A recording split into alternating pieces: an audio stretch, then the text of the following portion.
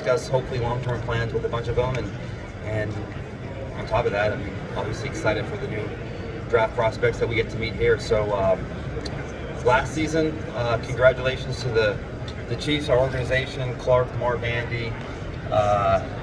If you'd have told me at the start of last season we went 15-1, and obviously the games that our starters played, and then have a chance to beat a good Houston team and beat Buffalo, would have been super happy. But as we all know, we're a little disappointed by the way the Super Bowl went. But like everything in life, you know, you learn from your losses. Congratulations to the Philadelphia Eagles, Jeffrey, Howie, an amazing team. We have a lot of work to do to get back to where we need to be, but I mean, this is the start of the process, so we look forward to that. So with that, I'll take your questions. Brett, what do you think Travis Kelce's future looks like, and what kind of timeline will you give him to decide that? Yeah, I'm not sure how Coach answered that.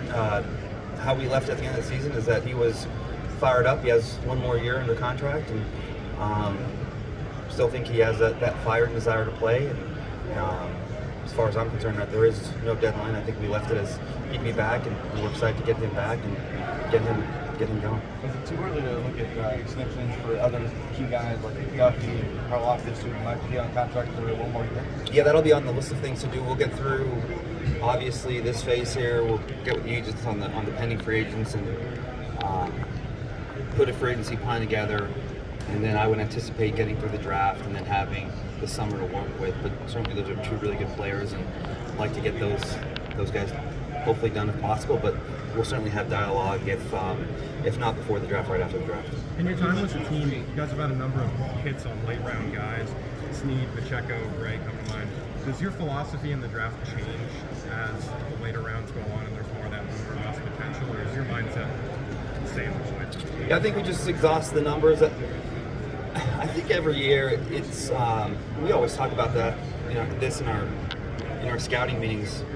For the most part, I mean, you look at the draft and pretty much from every team from 1 down to 32, I mean, they're going to have the top 30, 40, 50 guys. They're all going to be the same, and then as the rounds go on, there'll be a big discrepancy. So that when you do get to the 5th, 6th, 7th rounds, I mean, there'll be guys that we draft in the 5th that other teams don't even have on the board, and vice versa. There'll be guys that we drafted other teams don't have on their board. So I think that the window to capitalize on hidden talent is bigger.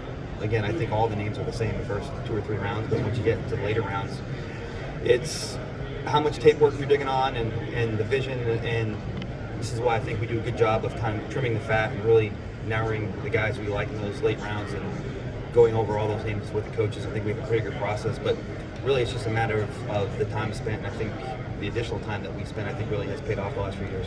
You mentioned a lot of the free agents are going to have 20-plus free agents, 20 of them unrestricted. Where would you prioritize a guy like Trey Smith before the start?